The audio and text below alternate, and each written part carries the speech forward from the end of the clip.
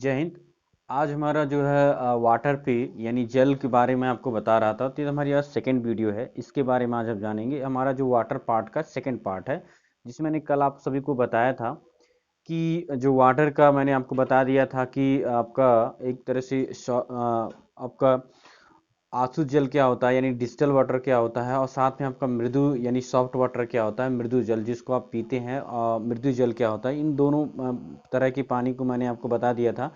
आज हम देखेंगे कि जो है कठोर जल क्या होता है और भारी जल क्या होता है, इसके बारे में आज हम डिस्कस करेंगे। ठीक है। तो पहले हम कठोर जल के बारे में जानेंगे कि कठोर जल क्या होता है।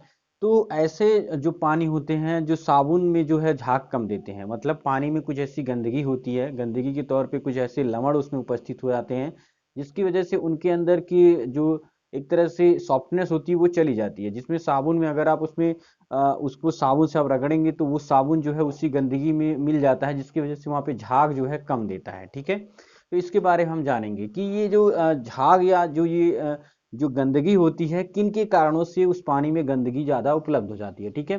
तो सर्वप्रथम इसका जो मेन है, मेन जो रीजन आपको दिखेगा, आप सभी को जो मेन रीजन आपको दिखेगा, ये दिखेगा कि उस जल से जो है साबुन में जो झाग है वो कम आना स्टार्ट हो जाएगा। ठीक है। तो यहाँ देखेंगे साबुन से कम झाग आएगा अगर आपका कठोर जल है। ठीक है। अभी कठोरता किसमें होती है? जैसे तालाब के पानी में आपको ये चीजें मिल जाएंगी, समुद्र के पानी में आपको जो है इस तरह के पानी मिल जाएंगे। जो कठोर जल होते हैं, तालाब के पानी में ज़्यादा गंदगी होती है, समुद्र के पानी में आपको ये चीज़ें देखने को मिलेंगी। ठीक है। अब देखिए ये जो कठोरता होती है किनके कारण से होती है। तो पानी में किसको आ जाने से, कैल्शियम और मैग्नीशियम के जो है बाइकार्बोनेट या सल्फेट क्लोराइड करके जो आयन जो कंपाउंड यौगिक होते हैं वो उसमें घुल जाते हैं, जिसकी वजह से कठोरता आ जाती है। तो पहली कठोरता जो आएगी अगर बाइकार्बोनेट उसमें घुलेगा, अगर कैल्शियम या मैग्नीशियम का बाइकार्बोनेट आपका घुलता है तो वो जो कठोरता कहलाती है अस्थाई कठोरता कहलाती है, अस्थाई कठोरता आपकी कहलाएगी। अगर उसमें जो है कैल्शियम और मैग्नीशियम के सल्फेट या क्लोराइड आपके घुल जाते हैं तो यहाँ पे अस्थाई कठोरता यानी परमानेंट कठोरता, परमानेंट हार्डनेस जो है उसमें पूरी तरह मिल जाती है, जिसको आप जो है आपको उसको हटाने के लिए काफी ज्यादा विधियों का प्रयोग कर सकते हैं। ठीक है। तो आपने समझ लिया यहाँ पे कि जहाँ पे बाइकार्बोनेट यानी कैल्शियम और मैग्नीशियम की बाइकार्बोनेट घुलते हैं वहाँ पे आपको अस्थायी कठोरता आती है, यानी आपका जो है टेम्परेरी हार्डनेस आ जाता है। लेकिन अगर कैल्शियम मैग्नीशियम के सल्फेट और क्लोराइड घुल जाते हैं तो वहाँ पे अस्थायी कठोरता आ जाती है, यानी परमानेंट जो है हार्डनेस वहाँ पे उपस्थित हो जाती है। ठीक है। तो हम देखेंगे अस्थायी कठोरता क्या होती है, यानी टेम्परेरी हार्डनेस क्या होता है। अस्थायी कठोरता अधिक समय तक नहीं रहती है। ठीक है। जो अस्थायी कठोरता होती है वो अधिक समय तक नहीं रहती है। ठीक है। आसानी से इसको दूर किया जा सकता है, इसको उबाल के भी आप इसको दूर कर सकते हैं। साथ में अगर आप चूना जो है उबाल कर सफेद अवक्षेप प्राप्त होता है। जैसे आप जब भी पानी को आप जो है पीते हैं तो आपको कहा जाता है कि जो पानी शुद्ध नहीं है तो आप उसको उबाल के पीजिए। डॉक्टर भी आपको सलाह देते हैं आप सभी को कि अगर पानी आपका जो है सही नहीं है तो आप उसको उबाल के पीजिए। जो है आधे घंटे तक उसको उबालिए, उसके बाद उसको ठंडा कीजिए, तब उसका आप सेवन कीजिए, ताकि आपके बॉडी को पूरा तरह से जो है लाभ पहुंचाए, कोई नुकसान ना पहुंचाए। ठीक है। तो अस्थायी कठोरता को आप आसानी से दूर कर सकते हैं। अस्थायी कठोरता में हमने बताया कि भाई उसे उबाल के या आप उसको जो है किसी और विधि से आप उसको उबालेंगे तो आप आसानी से उसका यूज कर सकते हैं। अब हम देखते हैं अस्थायी कठोरता क्या होती है। ये तो अस्थायी कठोरता थी। अब हम देखेंगे अस्थायी कठोरता क्या होती है, यानी परमानेंट हार्डनेस क्या होता है। तो अधिक समय तक रहता है ये जो होता है आपका अधिक समय तक आपको देखने को मिलेगा। और दूसरी बात है, इसको हटाने की विधि क्या होती है, परम्यूरिट विधि द्वारा इसको आप हटा सकते हैं। जियोलाइट यानी Al2SiO8X H2O के माध्यम से भी इसको आप दूर कर सकते हैं।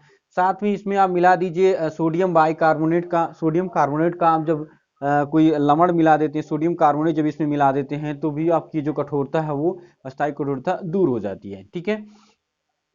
तो आपने देखा अस्थायी कठोरता, अस्थायी कठोरता। अब हम देखेंगे मात्रक के बारे में कि मात्रक क्या होता है। तो मात्रक को हम मापते हैं मिलीग्राम पर लीटर के आधार पर। मिलीग्राम का मतलब होता है कि एक लीटर में आपके कितनी मिलीग्राम का जो है वो अशुद्धियां आपकी मिली हुई हैं। ठीक है। यानी मिलीग्राम पर लीटर द्वारा इसको मापा जाता है। ठीक है। अब देखते हैं कि कितने ग्राफ के आधार पे आपको देखने को मिलेगी ये जो कठोरता होती है, किस किस जो है पानी में कठोरता आपको देखने को मिलेगी। देखिए सॉफ्ट वाटर में आपको 0 से लेके 60 मिलीग्राम पर लीटर में आपको मिलेगा। अगर आपका सॉफ्ट वाटर है तो वहाँ पे आपको मिलेगा 0 से लेके 60 मिलीग्राम पर लीटर के आधार पे आपको मिलेगा। साथ में अगर हम हॉट वाटर की बात करें तो मोर देन आपका 60 ग्राम पर लीटर के आधार पे आपको मिलेगा ये, ठीक है। 60 मिलीग्राम पर लीटर के आधार पे आपको हार्ड वाटर का दिखेगा यहाँ पे जो भी आपकी कठोरता मिलेगी, ठीक है। ये आपको समझ में आ गया कि जो है जल, कठोर जल क्या होता है। इसके बाद हम देखेंगे भारी जल क्या होता है। भारी जल के बारे में हम जानेंगे कि भारी जल क्या होता है। देखिए भारी जल का मैंने आपको बताया था कि इसका जो अणुभार होता है वो 18 नहीं बल्कि 20 होता है, ठीक है। अणुभार जो आपको मिलेगा, नॉर्मल जल का जो है अणुभार होता है वो आपका 18 होता है, लेकिन भारी जल का जो आपका अणुभार होगा वो आपका 20 होता है।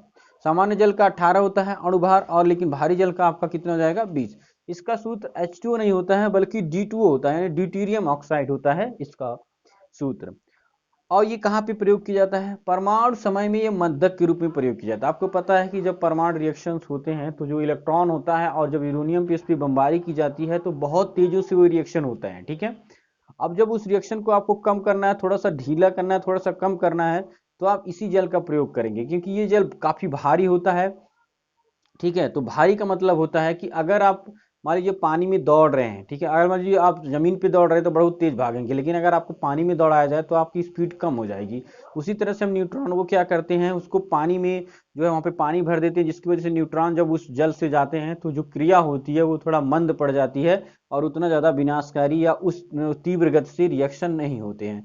क्वथनांक देखिए, क्वथनांक के बारे में हम बात करेंगे तो क्वथनांक जो आपका नॉर्मल जल का होता है वो 100 डिग्री सेंटीग्रेड होता है, लेकिन इस जल का होता है 101.24 डिग्री सेंटीग्रेड होता है। 101.24 डिग्री सेंटीग्रेड इसका क्वथनांक होता है, मतलब कुछ आप समझ सकते हैं कि 1.5 सेंटीग्रेड इसका क्वथनांक लगभग ज्यादा होता है, ठीक है। तो 1.25 कह सकते हैं। खोज इसको यूरे ने किया था, इसकी खोज यूरे वैज्ञानिक ने किया था, ठीक है। अब देखेंगे, अब जल में जो है 1000 अणु में एक अणु किसका पाया जाता है? भारी जल का मिलता है। जब भी आपके 6000 अणु में एक अणु आपका किसका पाया जाएगा? भारी जल का मिलता है। मतलब अगर आप 60 लीटर पानी लेते हैं तो इसमें 1 लीटर पानी आपका भारी जल का आपको मिलेगा यहाँ पे, ठीक है। निर्माण ये तालचर उड़ीसा में किया जाता है। इसका निर्माण तालचर जो उड़ीसा में स्थान है वहां पे ड्यूटेरियम ऑक्साइड यानी भारी जल का निर्माण किया जाता है। निर्माण विधियां कौन सी प्रयोग की जाती है? निर्माण विधियां, इसमें दो विधियां प्रयोग की जाती हैं, एक प्रभाजी आसवन विधि है, एक विद्युत अपघटन विधि है, ठीक है। तो इस तरह की दो विधियों का इसमें प्रयोग किया जाता है, ठीक है। तो हम अब इस विधियों को सीखेंगे कि भैया ये क्या क्या विधियां होती हैं। तो पहले हम देखेंगे प्रभाजी आसवन विधि क्या होती है। प्रभाजी आसवन विधि में एक जो है बहुत बड़ा सा पात्र होता है और उसके ऊपर एक बहुत बड़ी लंबी इस तरह से जो है नली होती है, ठीक है। तो नीचे जल होता है, तो जब भी हम उसको गर्म करते हैं तो पता चलता है आपको टेम्परेचर पे ज़्यादा ध्यान देना होता है। तो जब टेम्परेचर आपका हीट होता है तो जो नॉर्मल जल होता है वो धीरे धीरे क्या कि ऊपर होके ऐसे निकल के बाहर चला जाता है।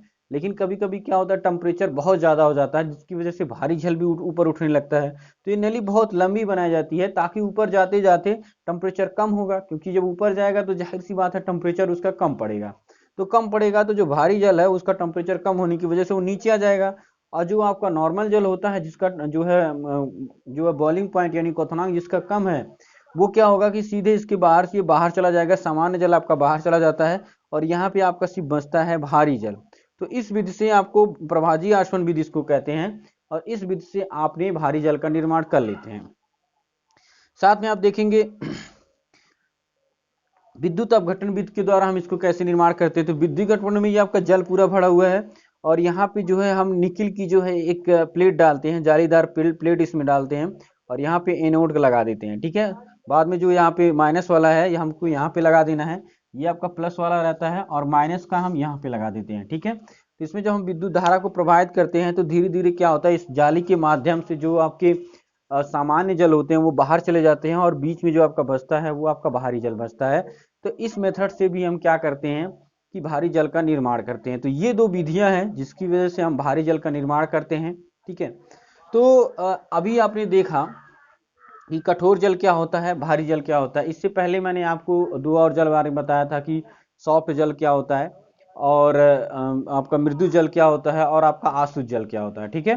तो आसुत जल में मैंने आपको बताया कि इसमें सिर्फ H2O होता है और कुछ नहीं होता है। मृदु जल में मैंने आपको बताया H2O के साथ आपके जो H2O के साथ जो आपके शरीर को लाभप्रद पहुंचाने वाले जो आपके एलिमेंट होते हैं, जैसे सोडियम हो गया, आपका कैल्शियम हो गया, मैग्नीशियम हो गया, तो ये जो है तत्व इसमें मिले होते हैं, जो मृदु जल होते हैं जो आप पीते हो। ठीक है, आपने देखा स्थायी जल में जो है इस तरह के आपके कंपाउंड, यानी अगर आप देखेंगे तो ये बाइकार्बोनेट इसके घुल जाते हैं और आपके सल्फेट क्लोराइड आपके घुल जाते हैं। तो ये इसकी वजह से क्या होती है, कठोर जल उपस्थित हो जाते हैं।